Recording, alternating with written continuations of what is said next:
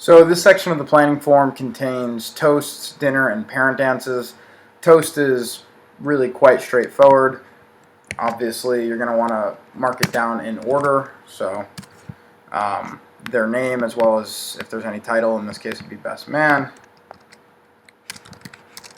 something like that. So it is important to mark down the order because there's frequently a reason there's that particular order. So just make sure that you number it. If there's a blessing, who will be giving it? This is usually some sort of pastor.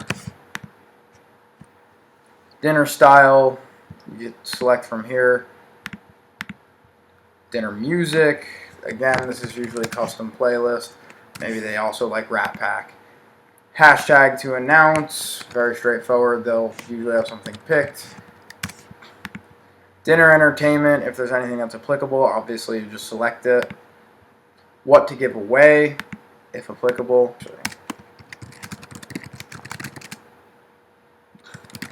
A lot of times, the reason I'm putting this in the video is a lot of times there's specific instructions, so they only own half the centerpiece.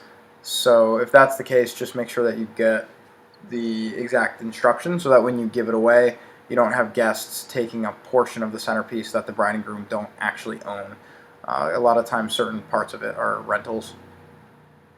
When will parent dances take place? Obviously, you want to mark this down. If there's any backstory details. Parent dance song, specify voiceover, mark down start and end time if doing a shortened song. So you want to put down the title and the artist of the song. What you might not think of immediately is this is also a good section to write the parent's name.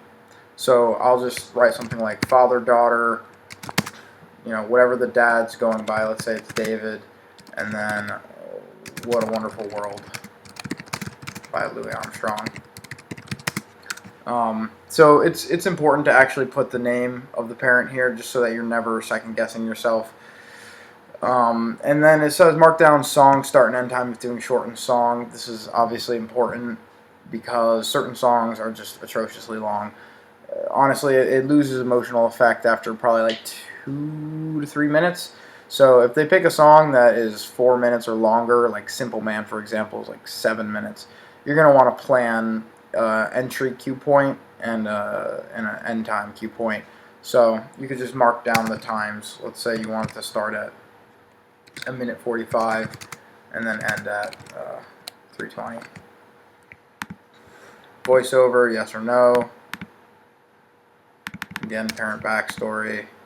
And then you do the same thing down here, except it would be obviously mother, son, and then write in the rest of the details. Voiceover, yes or no. Couple of additional points here. If the bride and groom don't know what order they want to put it in, it's a good idea to just ask them point blank, who do you think is going to give the best toast? And the reason that's important is nobody wants to follow up the guy who just gave a killer toast. So if they know, for example, that Jamie is probably going to give the best one, put her last, just so that Adam doesn't have to follow up Jamie. And if all things are equal, just ask them who's going to give the best toast and put that person last. If there is a blessing, who will be giving it? So this is 9 out of 10 times reserved for if there's some sort of pastor or officiant in attendance. Sometimes, though, it'll go to the father of the bride or maybe just a family member that they didn't know what else to do with them, so they wanted to give them the blessing.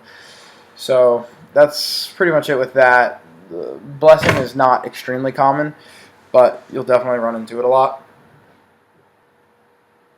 So a couple additional points about planning parent dances. When they'll take place is definitely an important part to plan. After first dance is nice because everyone is guaranteed to be in the room. You don't have to worry about mom or dad having wandered off into the bathroom or the bar. So it's nice in that sense. It gets it done very quickly, very efficiently. Also, it's nice in the sense of once dinner starts, the bride and groom are pretty much done with formalities. They can just kick back and relax and just enjoy their food and the dancing.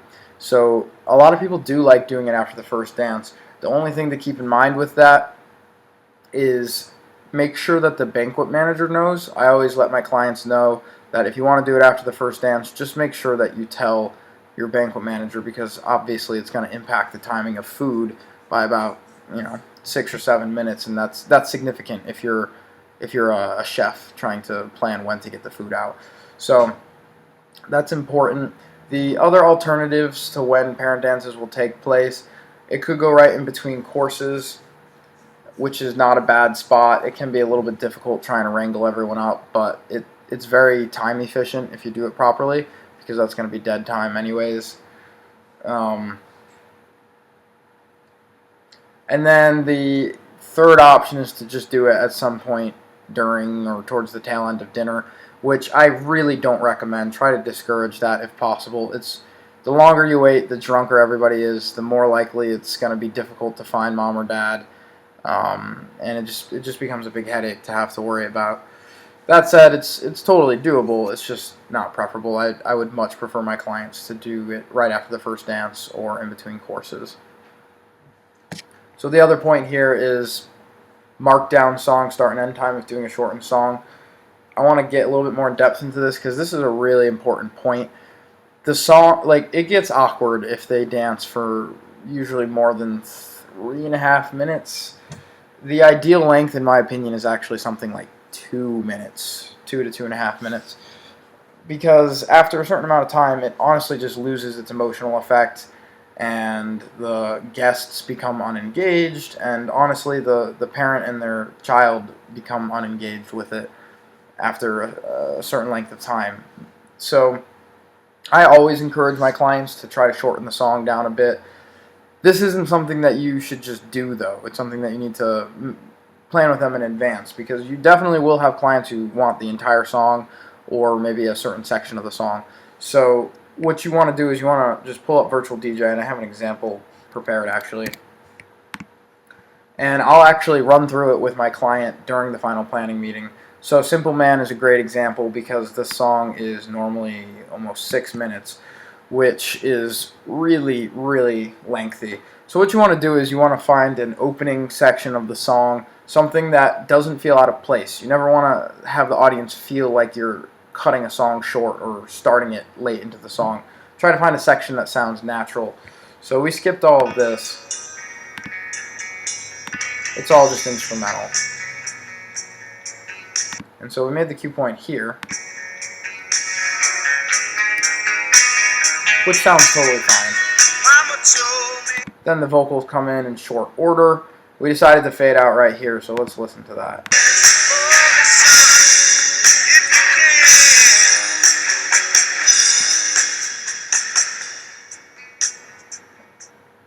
Just like that. So pretty natural sounding. No one would be much the wiser. And it turns a 6-minute song into, what is that there? It's like 2 minutes, which is perfect. So playing that with your clients whenever relevant, always ask them if they're interested in shortening it. And most of the time, they are. So definitely pay attention to that and mark that down accordingly. So for the voiceovers, obviously you want to make sure that you've got that all prepared and together. So make sure that you note that properly. One of the worst things you could possibly do is forget about a voiceover. So that should just about cover all the tips and planning advice for toast and dinner.